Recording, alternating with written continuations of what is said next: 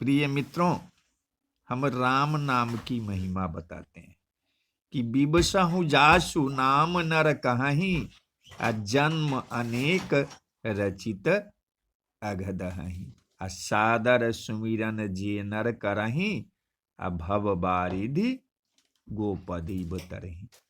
विवश होकर माने बिना इच्छा के भी जिनका नाम लेने से मनुष्यों के अनेक जन्मों के किए हुए पाप जल जाते हैं, तो फिर जो मनुष्य आदर पूर्वक अगर उनका स्मरण करेंगे तो ये संसार रूपी दुस्तर समुद्र को गाय के खूर से बने हुए गड्ढे के समान यानी कि बिना परिश्रम के ही पार कर जाएंगे।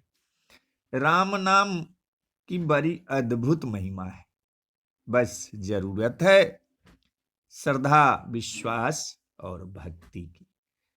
राम नाम स्वयं ज्योति, स्वयं मणि है।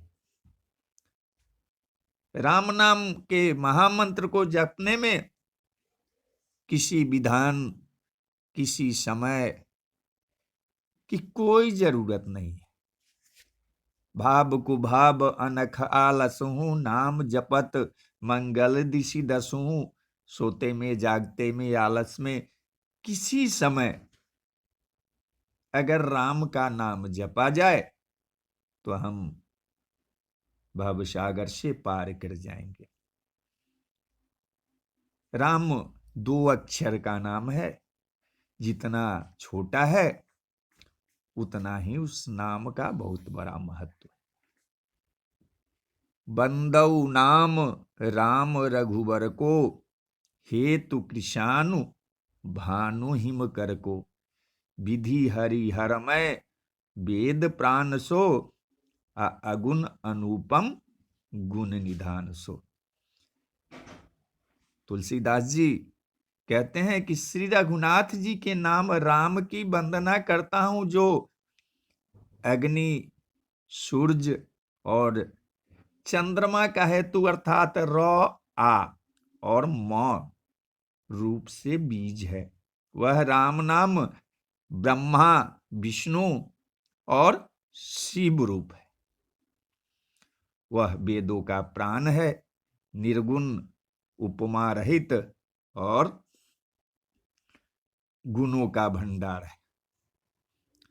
स्त्री पुरुष जब भी चाहें तो श्री राम नाम का जप किसी भी समय कर सकते हैं। प्रभु के लिए सब समान है, सब समय एक समान है। तारक मंत्र श्री से प्रारंभ होता है। श्री को सीता अथवा शक्ति का प्रतीक माना गया है। राम शब्द रा, रकार, म, मकार से मिलकर बना हुआ है। रा अग्नि स्वरूप है, वो हमारे दुष्कर्मों को दाह करता है, और म जो है वो जल तत्व का द्योतक है। जल आत्मा की जीवात्मा पर विजय का कारक है। इस प्रकार पूरे तारक मंत्र श्री राम जय जय राम का अर्थ है कि शक्ति से परमात्मा पर विजय। इसलिए मंत्रों के आरंभ में तारक मंत्र श्री राम जय जय राम का जप किया जाता है। योग शास्त्र में रा वर्ण को सौर ऊर्जा का कारक माना जाता है। यह हमारी रीढ़ के दाईं ओर स्थित पिंगला नाड़ी में स्थिर है, और यहां से यह शरीर में ऊर्जा का संचार होता है।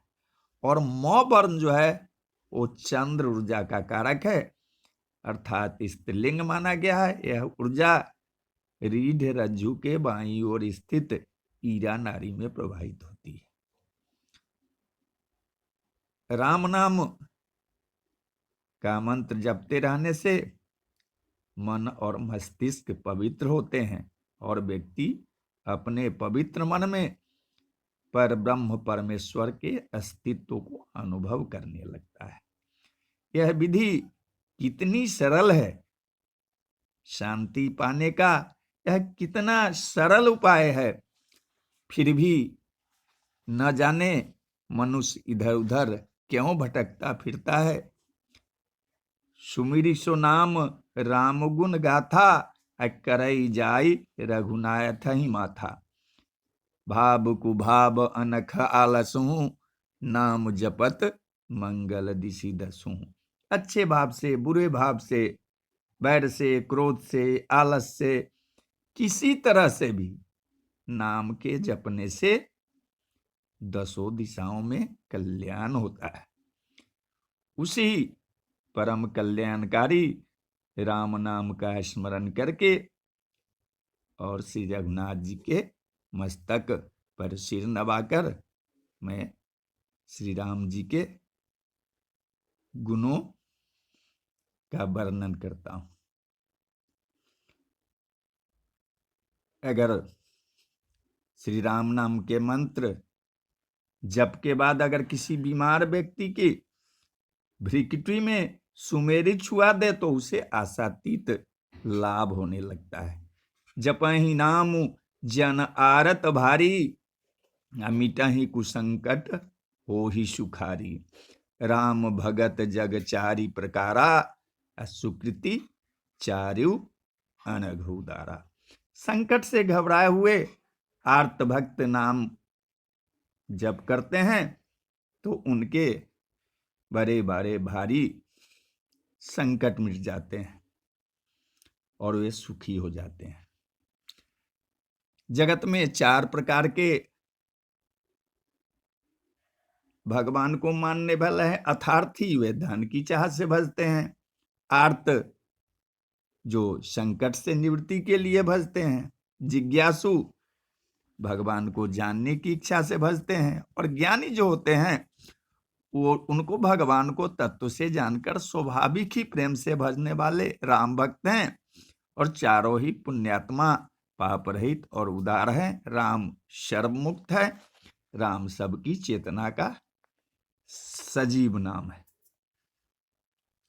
कुख्यात डाकू रत्नाकर राम नाम से प्रभावित हुए और अंततः वाल्मीकि के नाम से विख्यात हो गए। उल्टा नाम जपत जग जाना, अब वाल्मीकि भय ब्रह्म समाना। वाल्मीकि जी की भी एक छोटी सी कथा आपको सुना देते हैं कि वाल्मीकि जी युवावस्था में एक डाकू हुआ करते थे। उनका नाम रत्नाकर था। उनका काम लूटपाट और हत्या करना था। एक दिन नारद मुनि संजोग से उसी रास्ते होके जा रहे थे। रत्नाकर जी ने उन्हें रोका कि महात्मा रुको, तुम्हारे पास क्या सामान है, दे दो। नारद जी बोले कि मैं तो महात्मा हूं, मेरे पास तो कुछ नहीं है भैया, जो है सो ही दो। इतना कहने के बाद नारद जी बोले कि देखो, ये काम अच्छा नहीं है, चोरी डकैती अच्छा नहीं है, इसमें पाप कर्म लगता है और पाप कर्म लगता है, इसको तुमको अकेले भोगना होगा। परिवार का कोई आदमी इसमें शागिर्द नहीं होगा। जाके तुम अपने घर वाले से पूछा। लेकिन रत्नाकर सोचा कि जब तक हम पूछने जाएंगे तब तक ये महात्मा यहां से चला जाएगा। नारद जी बोले कि मैं नहीं जाऊंगा, मैं ही ठहरता हूं। नहीं। उसके बाद कहा कि नहीं, मैं तुम्हें बांध देता हूं। एक वृक्ष में बांध दिया और चला गया घर। घर जब गया तो वहां जाके अपने परिवार वालों से पूछा कि मैं जो पाप कर्म करता हूं इसमें आप लोग शागिर्द होइएगा, हिस्सा लीजिएगा। तो कहा कि नहीं नहीं, तुम क्या करके लाते हो, तुम्हारा काम हमको खिलाना है। तुम क्या करके लाते हो इससे हमको क्या मतलब है। उसी समय वहां से लौट के आए, नारद जी को बंधन मुक्त किए, उनके चरणों पर गिरे। तो नारद जी राम नाम का उपदेश दिए कि तुमसे तो और कोई योग जप तप होगा नहीं, यही इसी मंत्र का जाप करना, इसी से तुम्हारा उद्धार हो जाएगा। लेकिन उनके शरीर पर तो इतना पाप लदा हुआ था कि उनसे राम कहाता नहीं था। तो वो उल्टा पढ़ने लगे, मोरा मोरा। उसके मौ के बाद रा के बाद मो आ जाता है। तो मरा मरा कहने से जब वाल्मीकि जी इतने बड़े विद्वान हो गए, तो फिर इस मंत्र का प्रभाव तो आप समझ ही गए होंगे। राम भगत हित नर तनुधारी, सही संकट किए साधु सुकारी। नाम सप्रेम जपत अनयासा, भगत ही मुद मंगल वासा। श्री रामचंद्र जी ने भक्तों के हित के लिए मनुष्य शरीर धारण करके स्वयं कष्ट सहकर साधुओं को सुखी किया, परंतु भक्तगण प्रेम के साथ नाम का जप करते हुए सहज ही में आनंद और कल्याण के घर हो जाते हैं। सिर्फ राम नाम लिख देने से पत्थर समुद्र में तैरने लगा, तो जब एक पत्थर राम नाम के लिखने से तैर सकता है, तो हम भी उस महामंत्र का अगर जाप करेंगे तो हमारे शरीर में जितने विकार हैं वह स्वतः ही नष्ट हो जाएंगे। तो बोलिए जय श्री राम, जय श्री राम।